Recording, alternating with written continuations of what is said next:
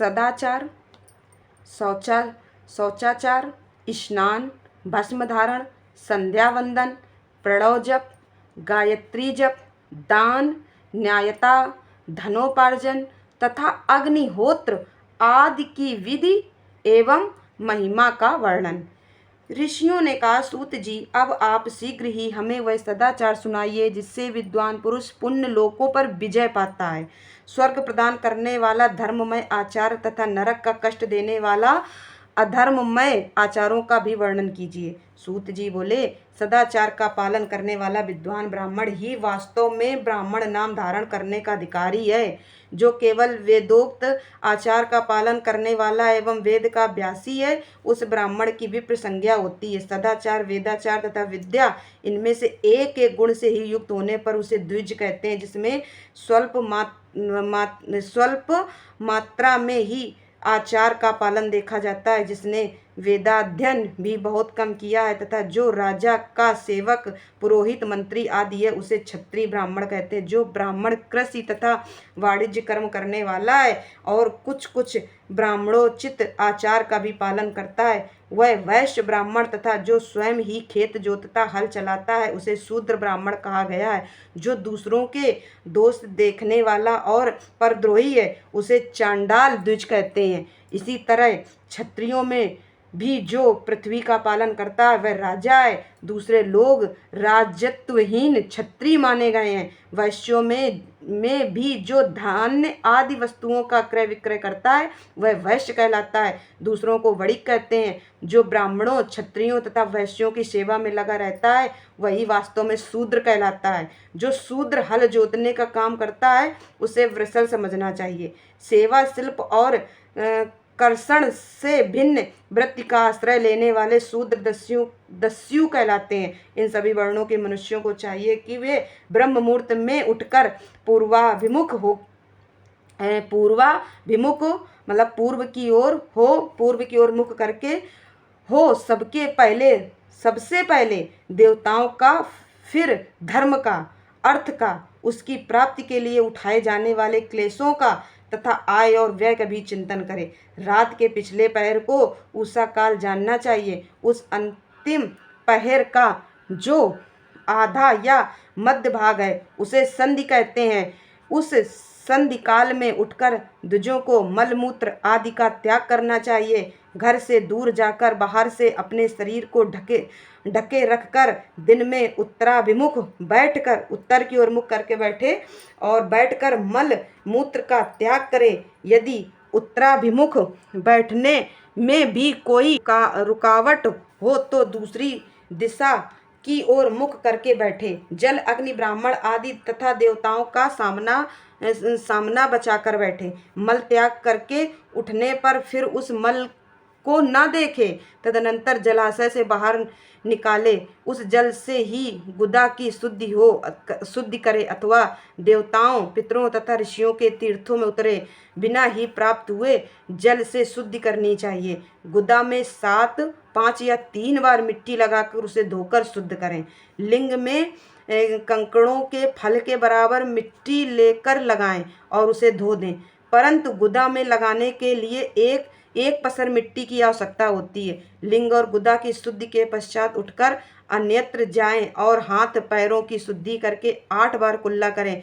जिस किसी वृक्ष के पत्ते से अथवा उसके पतले काष्ठ से जल के बाहर दतुवन करना चाहिए, उस समय तर्जनी अंगुली का उपयोग न करें। यह दंत शुद्धि का विधान बताया गया है। तदनंतर जल संबंधी देवताओं को नमस्कार करके मंत्र पाठ करते हुए जलाशय में स्नान करें। यदि कंठ तक या कमर तक पानी में खड़े होने की शक्ति न हो तो घुटने तक जल में खड़ा हो अपने ऊपर जल छिड़क कर मंत्रोच्चारण पूर्वक स्नान कार्य संपन्न करे। विद्वान पुरुष को चाहिए कि वहाँ तीर्थ जल से देवता आदि का स्नान तर्पण भी करे। इसके बाद धौत वस्त्र लेकर 5 कच्छ करके उसे धारण करे। साथ ही कोई उत्तरी भी धारण कर ले, क्योंकि संध्या वंदन आदि सभी कर्मों में उसकी आवश्यकता होती है। नदी आदि तीर्थों में स्नान करने पर स्नान संबंधी उतारे हुए वस्त्रों को वहां ना धोएं।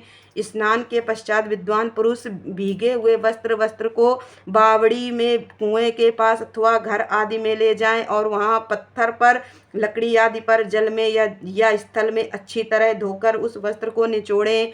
ध्वजित वस्त्र को निचोड़ने से जो जल गिरता है वह एक श्रेणी के पितरों की तृप्ति के लिए होता है। इसके बाद जाबाली उपनिषद में बताए गए अग्निरति मंत्र से भस्म लेकर उसके द्वारा त्रिपुंड्र लगाएं। इस जाबाली उपनिषद में भस्म धारण की विधि इस प्रकार कही गई है। ओम अग्निरिति भस्म, वायुरिति भस्म, व्योमेति भस्म, जलमिति भस्म, स्थलमिति भस्म। इस मंत्र से भस्म को अभिमंत्रित करें। माँ नस्तोके तनय माँ न आयुषि, माँ नो गोषु, माँ नो अश्वेषु रीरिषः, माँ नो वीरान रुद्रभामिनो वधीर हविष्मन्तः शतमित्वा हवामहे। इस मंत्र से उठाकर जल से मलें।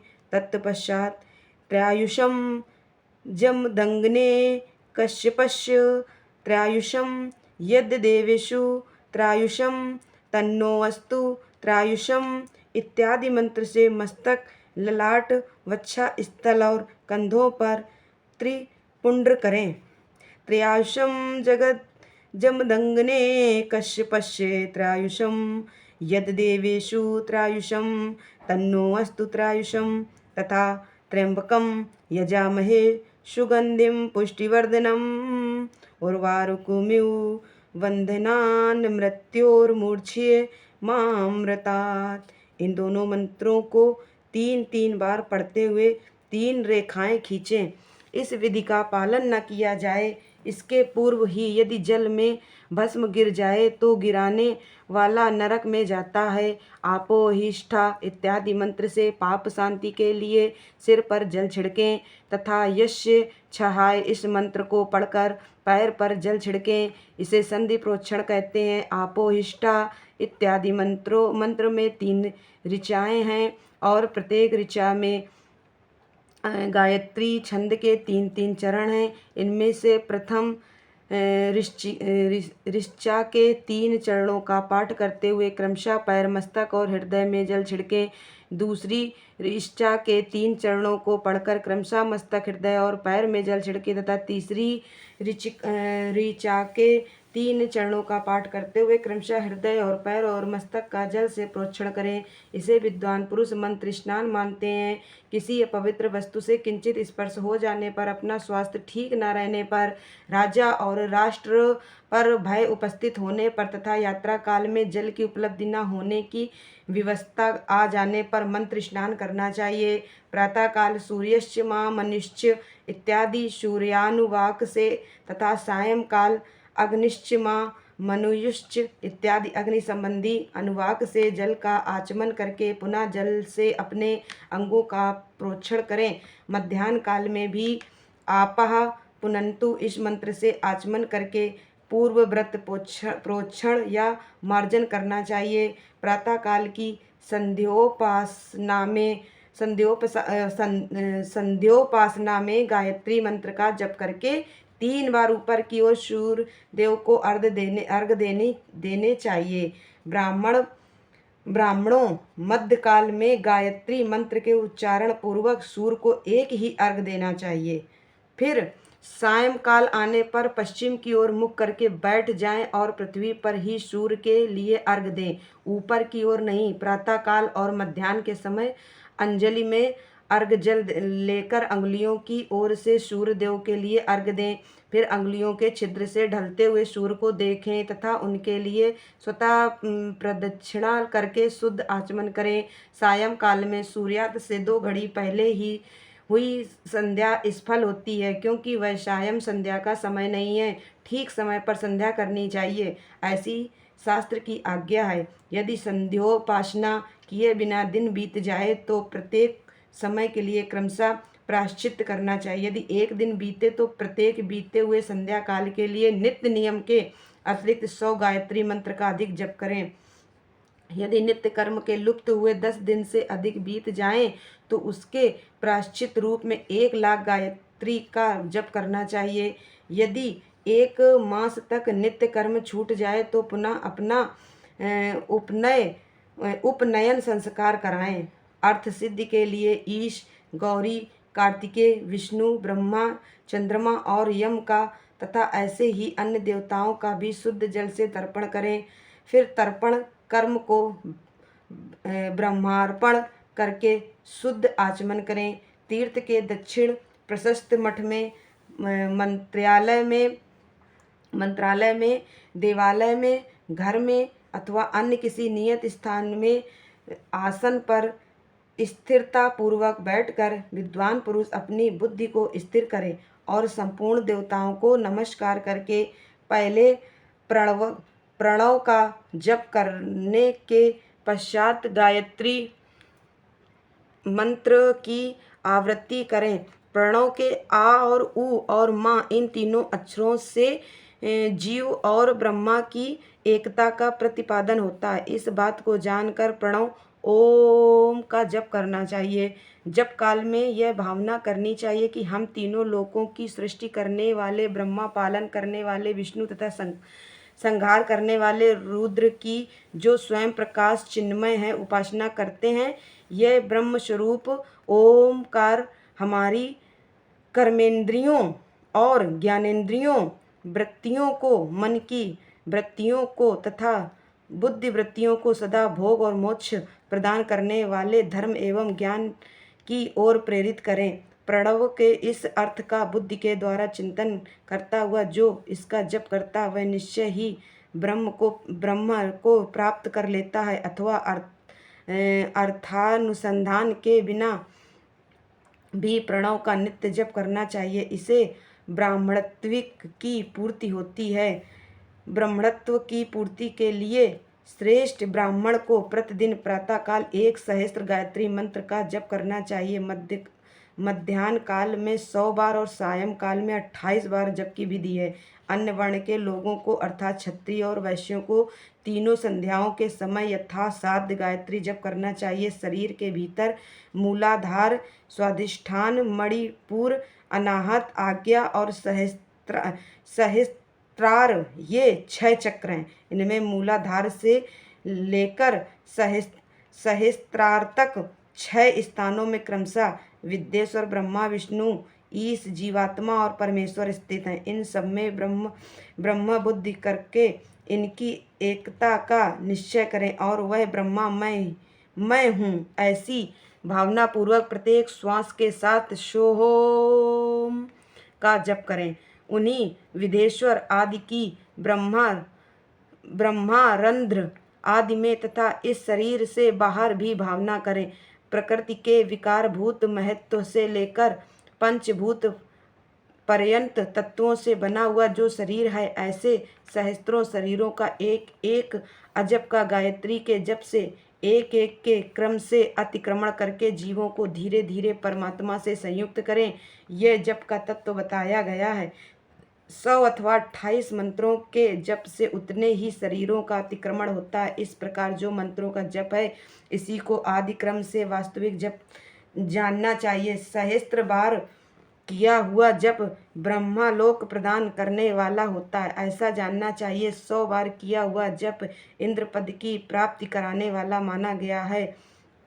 ब्रह्मणेतर पुरुष आत्मरक्षा के लिए जो स्वल्प मात्रा में जप करता है, वह ब्राह्मण के कुल में जन्म लेता है। प्रतिदिन सूर्योपस्थान करके उपरयुक्त रूप से जप का अनुष्ठान करना चाहिए। 12 लाख गायत्री का जप करने वाला पुरुष पूर्ण रूप से ब्राह्मण कहा गया है। जिस ब्राह्मण ने 1 लाख गायत्री का भी जप न किया हो, उसे वैदिक कार्य में न लगाएं। 70 वर्ष की अवस्था तक नियम पालन पूर्वक कार्य करें। इसके बाद गृह त्याग कर संन्यास ले लें। परिव्राजक या सन्यासी पुरुष नित्य प्रातःकाल 12,000 प्रणव का जप करें। यदि एक दिन इस नियम का उल्लंघन हो जाए तो दूसरे दिन उसके बदले में उतना मंत्र और अधिक जपना चाहिए और सदा इस प्रकार जप को चलाने का प्रयत्न करना चाहिए। यदि क्रमशः 1 मास आदि का उल्लंघन हो गया हो तो 1.5 लाख जप करके उसका प्रायश्चित करना चाहिए। इससे अधिक समय तक नियम का उल्लंघन हो जाए तो पुनः नए सिरे से गुरु से नियम ग्रहण करें। ऐसा करने से दोषों की शांति होती है, अन्यथा वह रौरव नरक में जाता है। जो सकाम भावना से युक्त ग्रस्त ब्राह्मण है उसी को धर्म तथा अर्थ के लिए यत्न करना चाहिए। मुमुक्षु ब्राह्मण को तो सदा ज्ञान का ही अभ्यास करना चाहिए। धर्म से अर्थ की प्राप्ति होती है, अर्थ से भोग सुलभ होता है, फिर उस भोग से वैराग्य की संभावना होती है। धर्म पूर्वक उपार्जित धन से जो भोग प्राप्त होता है उससे एक दिन अवश्य वैराग्य का उदय होता है। धर्म के विपरीत अधर्म से उपार्जित हुए धन के द्वारा जो भोग प्राप्त होता है उससे भोगों के प्रति आसक्ति उत्पन्न होती है। मनुष्य धर्म से धन पाता है, तपस्या से उसे दिव्य रूप की प्राप्ति होती है। कामनाओं का त्याग करने वाले पुरुष के अंतःकरण की शुद्धि होती है, उस शुद्धि से ज्ञान का उदय होता है, इसमें संशय नहीं है। सत्य युग आदि में तपों की ही प्रशस्त कहा गया है, किंतु कलयुग में द्रव्यशाद धर्म दान आदि अच्छा माना गया है। सतयुग में ध्यान से, त्रेता में तपस्या से और द्वापर में यज्ञ करने से ज्ञान की सिद्धि होती है, परंतु कलयुग में प्रतिमा और भगवद्विग्रह की पूजा से ज्ञान लाभ होता है। अधर्म हिंसा दुख रूप है और धर्म सुख रूप है।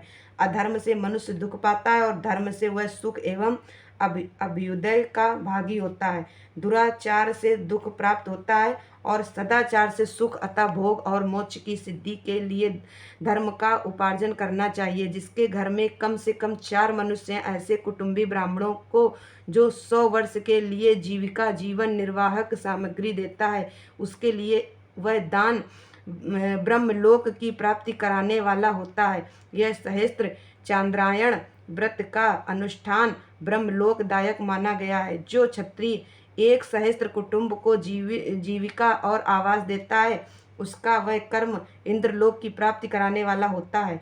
10,000 कुटुंबकों को दिया हुआ आश्रय दान ब्रह्मलोक प्रदान करता है तथा पुरुष जिस देवता को सामने रखकर दान करता है, अर्थात वह दान के द्वारा जिस देवता को प्रसन्न करना चाहता है, उसी का लोक उसे प्राप्त होता है। यह बात वेद वेत्ता पुरुष अच्छी तरह जानते हैं। धनहीन पुरुष सदा तपस्या का उपार्जन करें, क्योंकि तपस्या और तीर्थ सेवन से अच्छे सुख पाकर मनुष्य उसका उपभोग करता है। अब मैं न्यायता धन के उपार्जन की विधि बता रहा हूँ। ब्राह्मण को चाहिए कि वह सदा सावधान रहकर विशुद्ध प्रतिग्रह, दान ग्रहण तथा याजन यज्ञ कराने आदि से धन का अर्जन करें। वह इसके लिए कहीं दीनता न दिखाएं और न अत्यंत क्लेशदायक कर्म ही करें। क्षत्रिय बाहुबल से धन का उपार्जन करें और वैश्य कृषि एवं गोरछा से न्यायोपर्जित धन का दान करने से दाता को ज्ञान की सिद्धि प्राप्त होती है। ज्ञान सिद्धि द्वारा सब पुरुषों को गुरु कृपा मोक्ष सिद्धि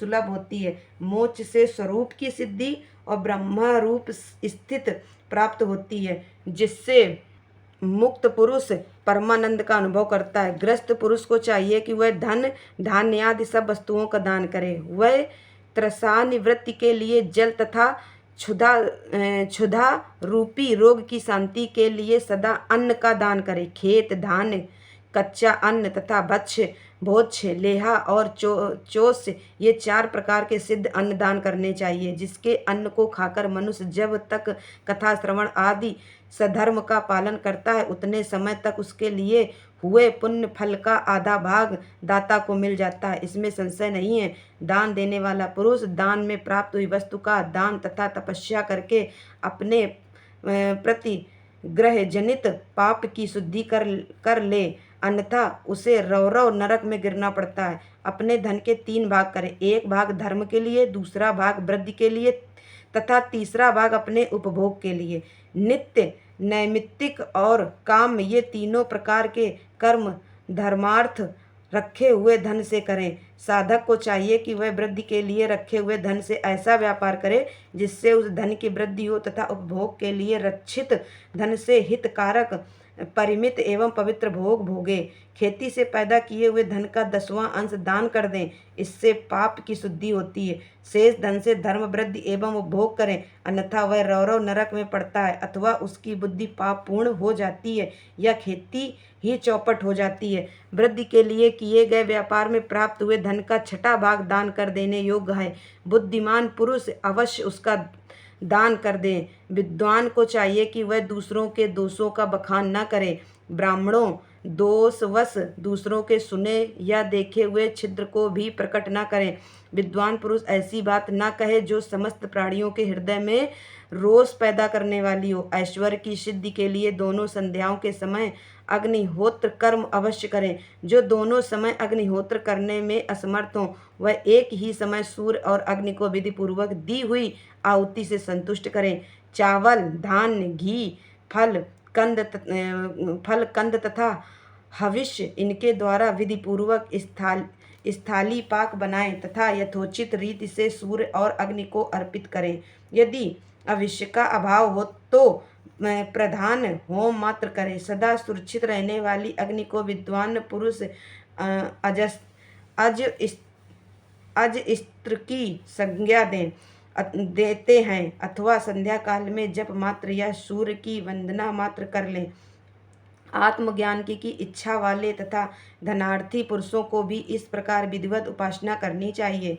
जो सदा ब्रह्म यज्ञ में तत्पर होते हैं, देवताओं की पूजा में लगे रहते हैं, नित्य अग्नि पूजा एवं गुरु पूजा में अनुरक्त होते हैं तथा ब्राह्मणों को तृप्त किया करते हैं, वे सब लोग स्वर्गलोक के भागी होते हैं।